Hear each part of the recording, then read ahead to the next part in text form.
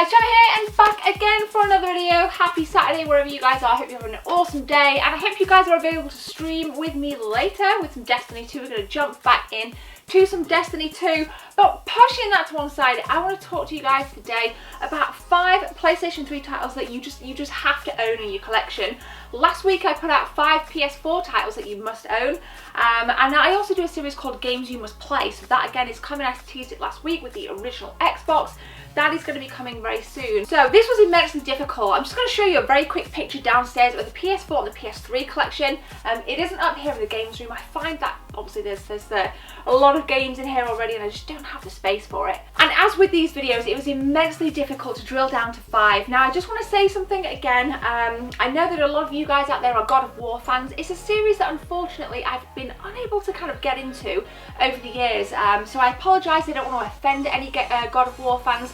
But if you've played the game, I want to hear from you in the comment section below, because again, I like you guys to put your comments down and add some value to these videos, because these videos are opinion based and my opinion is going to differ to your opinion, but God of War isn't in this top 5. But what is in this top 5 is a game that I haven't seen on anybody else's list. It is a game that may be dubbed as a hidden gem on the PS3.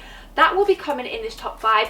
A lot of you guys, when I've mentioned it previously, have never played it, let alone ever even heard of it. So I'm super excited to talk about that again today, and hopefully some of you guys can take something from this video. So without further ado guys, let's take a look at the top 5 PS3 games that you must own. At number 5 is a game that most of you will be familiar with. It is Infamous, and I had a ton of fun playing this back in the day. You play the role of Cole, and I love the fact that you can get to choose whether you're good or bad, and you can generate negative karma or positive karma as to how you approach various things in the city. I really enjoyed the power-ups that you got. I absolutely adored the fact that you could scale really tall buildings, leap, and you just seem to kind of like leap and be in the air for absolutely ages. It gives you a real sense of just kind of power, like I said, and I really enjoyed that, and I played the hell out of it and completed it a couple of times, choosing different ways to play the game each time. Now I also found the city to be immensely rewarding.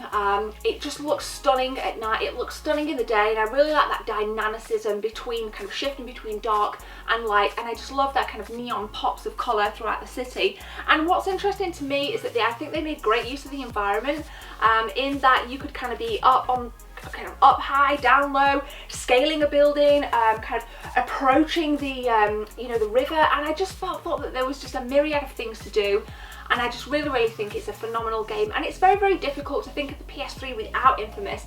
Now unfortunately for me, the second game wasn't as good. It was okay, it was good, but it wasn't great like the first, and I've spoke about Infamous Second Son, which is a game that I don't really like on the PS4, although I can appreciate that a lot of you guys do like it. A lot of you guys do like it, and kudos to you.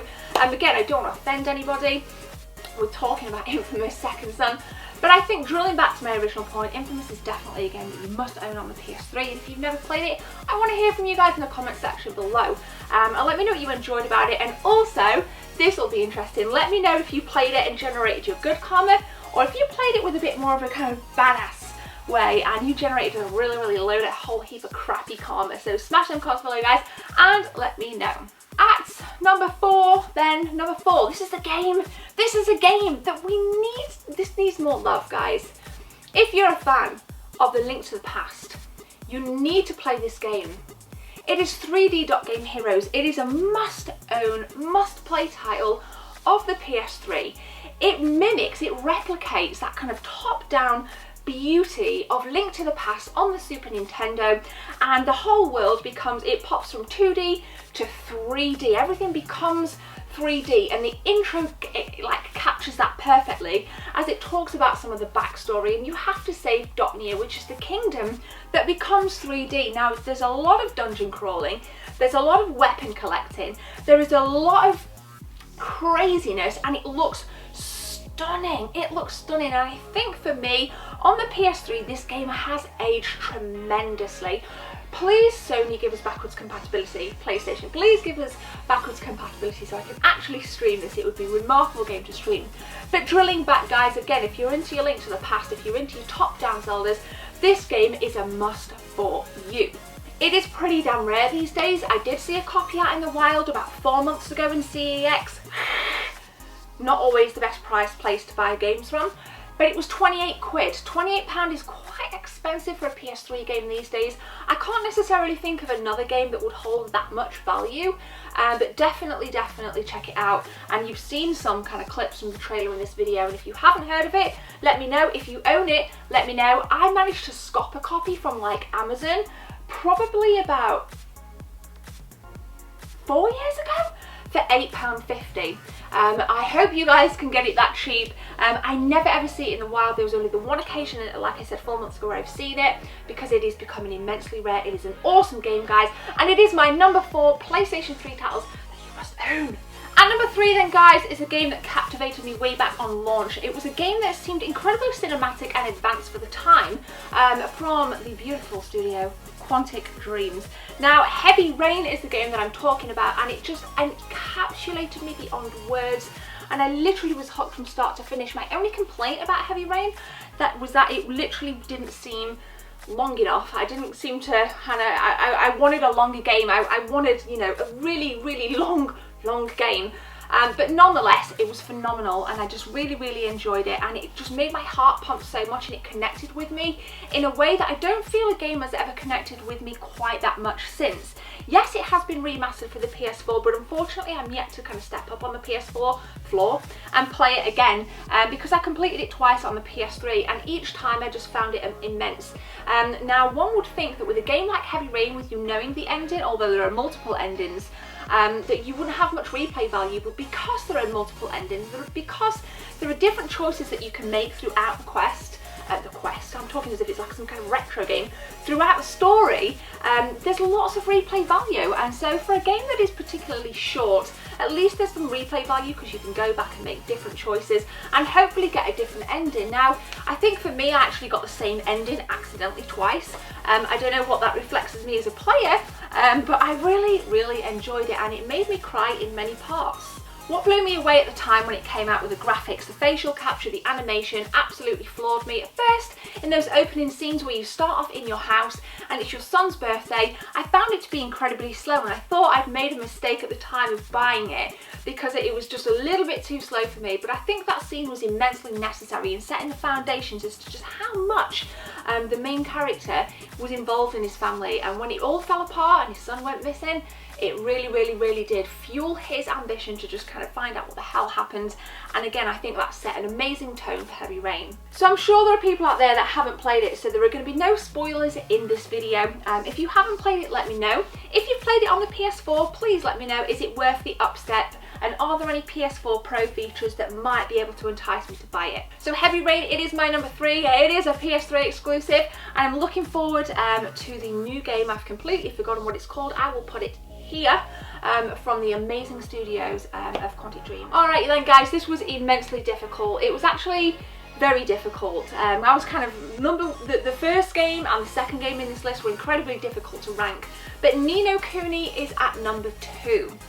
Danny, if you're watching this from Ireland, it was Danny that actually sent me a copy of this for free, so thank you, Danny. It was quite some time ago, but nonetheless, it was my first introduction to Ni no Kuni, and how, wow, just blown away was I. Ni no Kuni is a phenomenal RPG game with some amazing worlds, and it's just the colour balance seems absolutely perfect, the character interaction seems immensely perfect, the battle mechanics seem to be absolutely phenomenal, and I don't feel like I'm playing a game. I feel like I'm part of a movie, like I'm in a story, Studio Ghibli, beautiful kind of story. You know, the developers did an absolute wonderful job on this, and we do know that there's going to be a follow-up game in 2018 that I think a lot of us fans of the Ni no Kuni are really looking forward to. So I'm really excited to see what comes from it. It's just, I think you have to kind of play it to kind of believe it. It's really difficult game to kind of describe and talk about what you like, because I think it's so unique that you must play it. If you haven't, please go and kind of source a copy. I think they're going pretty cheap online. There's plenty of places where you can get it from. It's not really a rare game, but definitely go and grab yourself a copy of this beautiful game. Alright then, guys, down to number 1, my number 1 game on the PS3. It is, I'm gonna say this now, it is not The Last of Us. I talked about that on the PS4. it was very, very difficult. It was really, really difficult. I didn't want to put like the same games at number 1 for both console. So this is why I'm kind of mixing it up a little bit. My number 1 game, it was Uncharted, the first Uncharted. I know a lot of you guys may rank that very differently. You might put Uncharted 2 or 3 at your number 1, but for me it was Uncharted. It was the first game that introduced Nathan Drake. It was the first game that gave us a brand new sense of exploration outside of the Tomb Raider series, and I think for me, I'll never forget just how baited I was on the hook when I first played it. So I guess there is a little bit more nostalgia for me. Although the second game is better, I really like that kind of nostalgia link that I have with the first, and that is why I've picked Uncharted to be my number 1 PS3 game that you must own.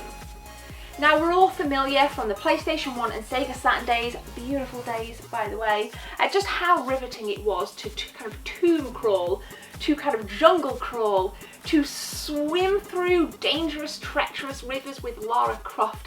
And again, it was like reliving that entire thing with Nathan Drake and Sully. What amazing AI. And I think, again, that is a testament as just to how forward the Uncharted series was on the PlayStation 3 and just how phenomenal that game felt, because the AI seemed to me was absolutely perfect back at the time.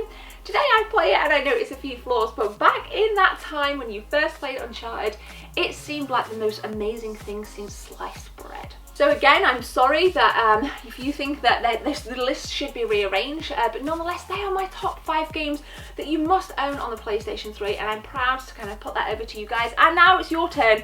So get those comments rolling, guys. Don't forget to hit like on this video, and don't forget to punch that subscribe button, and thank you very much for helping me pass 17k. Now, however you support my channel, thank you again. I hopefully see you guys on a stream on some Destiny 2 later on, but guys, have a beautiful one. Thank you for watching. I will see you tomorrow with a video and a stream. My name is Gemma.